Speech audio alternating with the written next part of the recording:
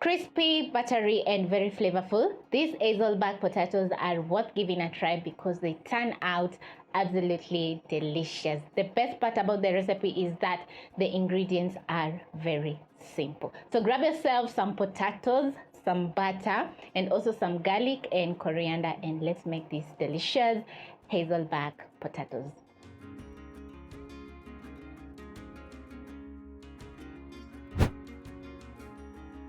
To make these flavorful, tender, and delicious Hasselback potatoes, you'll need a few ingredients which are going to be very basic. So you'll need around 8 to 10 medium potatoes, and what you're going to do, you're going to wash the outside of the potatoes with a kitchen brush until the skin is clean. Make sure also to rinse that thoroughly so that the potatoes can be clean.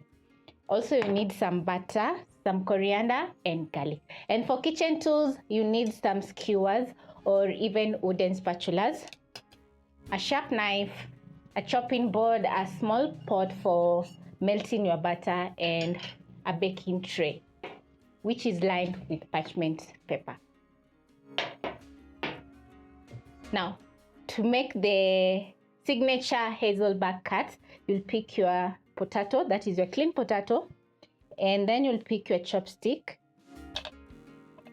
Lay the chopstick on your chopping board and place the potato in the middle, and using a sharp knife you're going to slice through.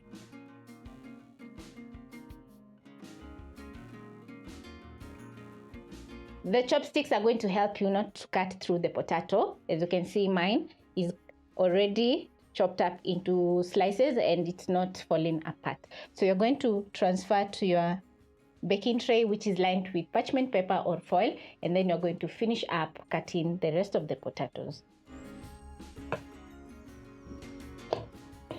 If you're wondering why you can notice a kitchen towel, it is a wet kitchen towel that is going to help me to chop up my potatoes without the chopping board moving around too much. So it's going to be very firm.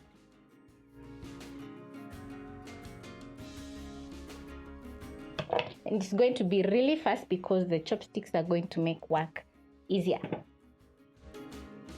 If you don't have chopsticks, as I said earlier, you can use kitchen spatulas, that is wooden spatulas, and thinly slice your potatoes.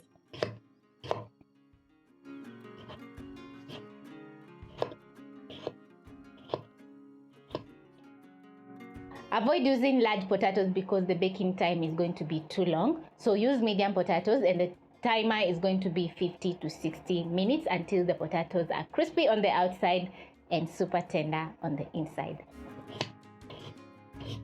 I love recipes that get creative, just like this one. Before placing in the potatoes in the oven, make sure to brush with cooking oil and sprinkle in some salt. I'm going to be baking my potatoes at 220 degrees Celsius for 50 to 60 minutes until the potatoes are tender. Then we're going to melt our butter together with coriander and garlic so that we can baste the potatoes. Very creative.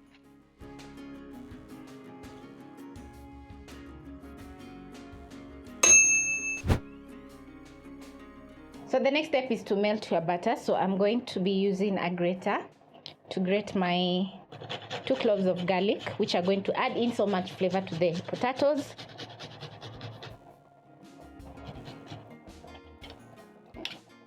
This aside, and then I'm going to chop my coriander. So I'm going to be chopping the leaves.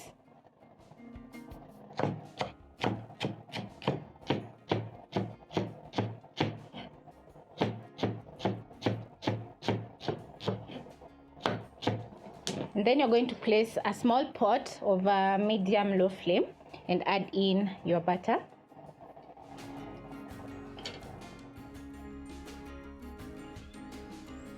Adding my garlic and coriander into the pot.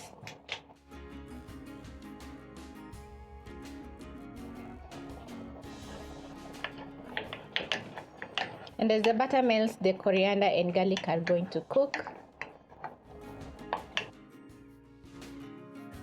For this recipe, I'm using salted butter. If you have unsalted butter, you can add in a pinch or 2 of salt so that you can add in some more flavor to the potatoes. The moment the butter, garlic, and coriander start to cook, the kitchen is going to be smelling so good. And yeah, it's going to be very exciting because we are going to be basting our potato with this delicious garlic coriander butter. Now, yum. My potatoes are almost done baking. Once the butter is melted, we're going to put out the flames.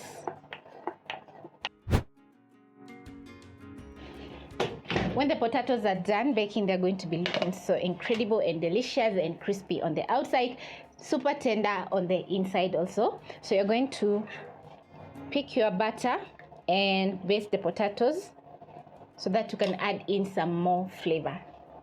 You're going to use a kitchen brush and brush in the coriander, garlic, butter in between the slices, and make sure all the butter seeps into the potatoes.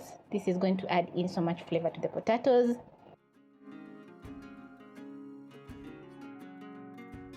Make sure all that butter seeps in between the potato slices so that you get more flavor. Yum. Once you're done, you're going to return the potatoes in the oven and bake for an extra 15 minutes so that all the buttery taste can seep into the potatoes. So sprinkle in a little bit more salt before placing in the oven. You want to make sure the potatoes are well seasoned once they are done baking.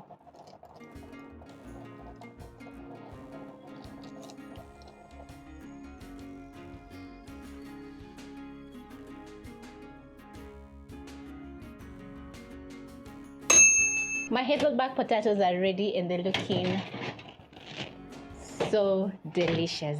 I wish you could smell this right now because the Hasselback potatoes are smelling very delicious.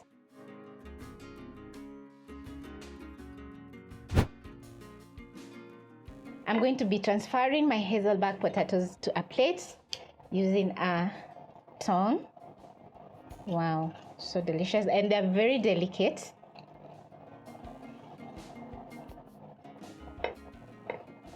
Look at that. Gorgeous. Yes, yes. The potatoes are looking so good. Super excited.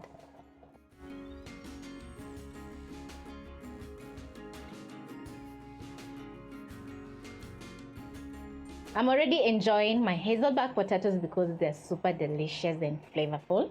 I couldn't resist because they're that good. So the recipe is very simple, and the best part about the recipe is that you can double up the ingredients, make for your entire family or for your guests, and everyone is going to enjoy. Yeah, so yeah, I've already had one. So thank you so much for watching, and I hope you'll be trying out this easy and very simple potato recipe, which you are absolutely going to enjoy because it turns out very delicious.